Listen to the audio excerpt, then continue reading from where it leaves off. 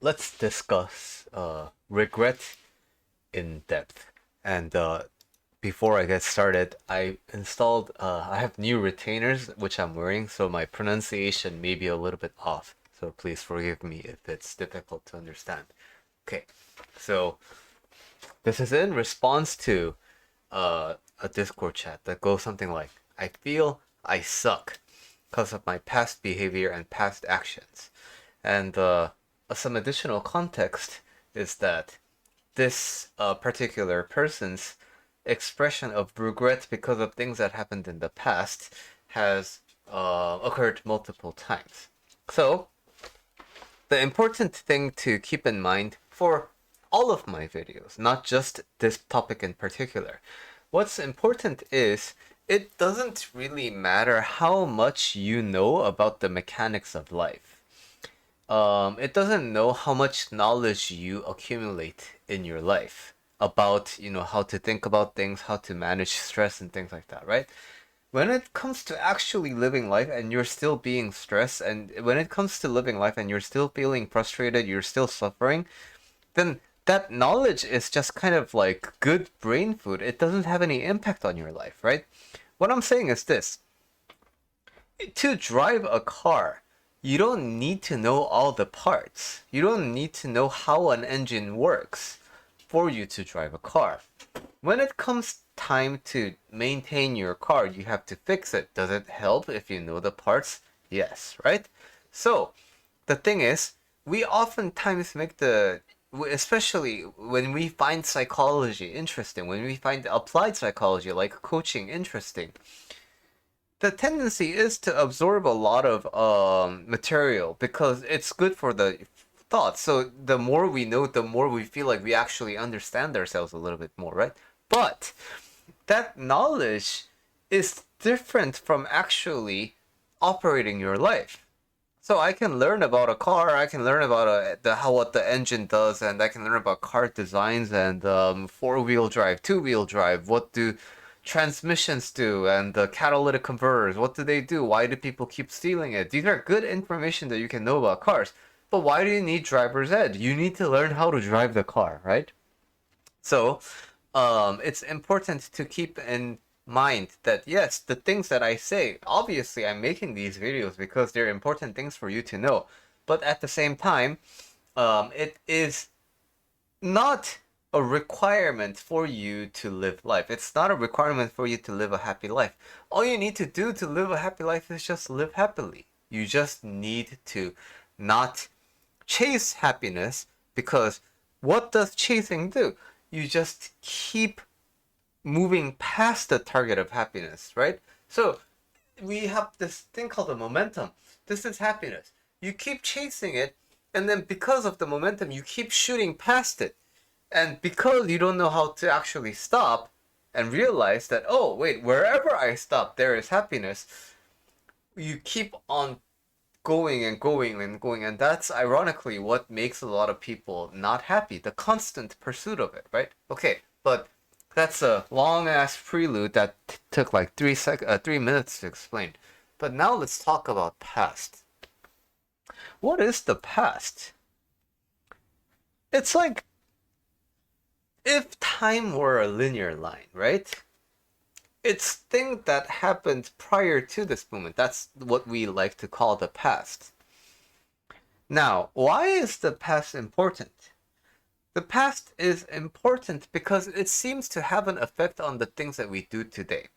So, for example, the food you ate today, how were you able to eat it today? You were able to eat it today because the food ingredients for it were available at the market sometime in the past. If you were eating meat, the animal must have been butchered sometime back. If you were eating vegetables, they must have been harvested sometime back, right? So what I'm saying is past is important because it seems to have an impact on our present day. Okay. And it does, right? Like the farming example, like the season example. Why do trees bloom? Because seeds were planted in the past, right? Okay. So when you have that idea of the past, It seems that when we do something in the past that we don't like, it seems as if we are tainted. In the present, we cannot be happy because of some particular choice that we made in the past. So, casual example is mistreating somebody because of you were an adolescent and blah blah blah. But a deeper, serious thing is accidentally causing an accident that causes someone to die. Like you cut off somebody in traffic. It you didn't collide with the car, but because of you cutting into the car behind you could have spiraled and then fishtailed and then caused have been a deadly accident. Or some casual joke that you said caused somebody to have a really bad mental breakdown and things like that, right? These are things that happened in the past, and when these things happen, it leaves a really deep stain on your soul, right? You are this person that did this horrible thing. Or also, when you're on the receiving side of it, this can also happen. So, a lot of trauma. My parents are pieces of shit. So, of course, I cannot be happy. I was sexually assaulted. Of course, I cannot be happy. I'm tainted, right? So, when it comes to discussing individual lives, the past seems to be important because it seems to leave a permanent mark on our psyche.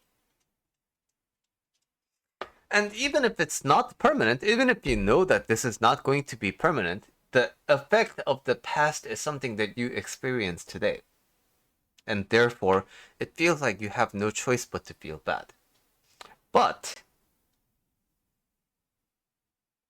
when you constantly think about it, when you keep thinking about how things could have changed, we have to understand no amount of thinking actually changes the past, right? Moreover, we are creatures that are capable of change.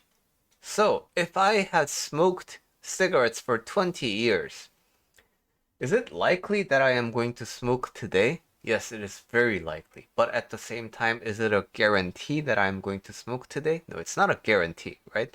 We are always capable of that change. But needless to say, the change is hard, which is why people keep regressing. We regress not into the state where we didn't smoke, right? Because there was a period of time where you didn't know about smoking. But we keep regressing into the time where we did smoke. Which means it's not exactly the past that is the problem, right? It's what we are attached to in the past that brings us suffering. Because when you sufficiently go back in time, you remember there was a period of time where you didn't do the things that you regret. But if they're all in the past timeline, why can't you think about that? Right? We keep attaching to this particular point in time where it's bad. Why do we do that? It's because implicitly we cannot forgive ourselves for doing that. Why? Because we think we're better than that. And this is a very, very, very, it seems like a good thing to believe in yourself, right? Having high, standards for yourself. But actually, we're not that great. Moreover, we're not that bad. We have to be able to give ourselves some grace if the high standard is bringing us suffering. What's the point of having a high standard? It's to improve our lives, right? But is it a requirement that we have to improve ourselves with suffering? Isn't there a way to improve ourselves without suffering, right? It's definitely possible, right? But we keep thinking for some reason that suffering is effective. It's not. It just stresses you out and it doesn't make your life sustainable. So, by letting go of this notion that we're supposed to be this perfect creatures, no, you're allowed to fuck up. And you can fuck up and still be happy, right? And by getting rid of this notion that I needed to be better than that, you're not. Because how else will you learn that you did a bad thing if without this kind of an experience, right?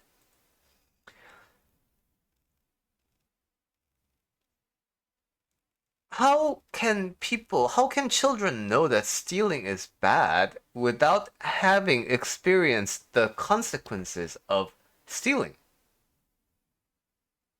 Whether it be direct by being punished by other people or indirect by witnessing people around them getting punished.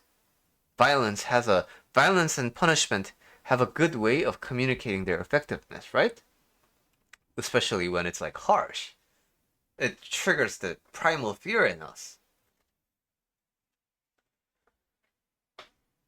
But the thing is, we are always capable of restarting our life starting from today.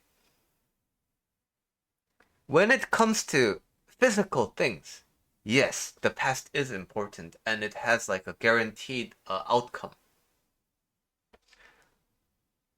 But when it comes to the mind, the sky's the limit, right?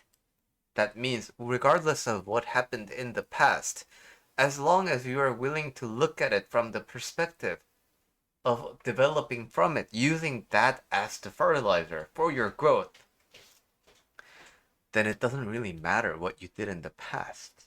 It's all food for your growth. And the past is not a reason to suffer. Why? Because when you were doing those things in the past, did you do that with the intent to suffer for the rest of your life because you're doing this? No, right? Then why are you suffering?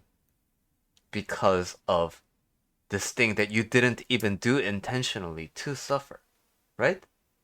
So we have to understand that punishing ourselves has no merit, but we keep on punishing ourselves because we think we are supposed to be better than that.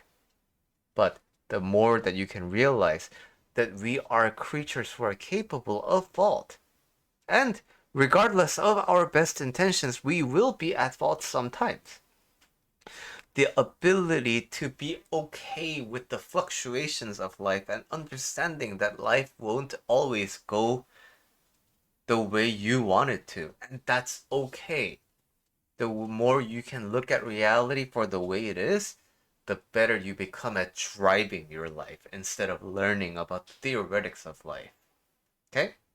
So that's my talk on how to think about the past, especially when the past is so regretful.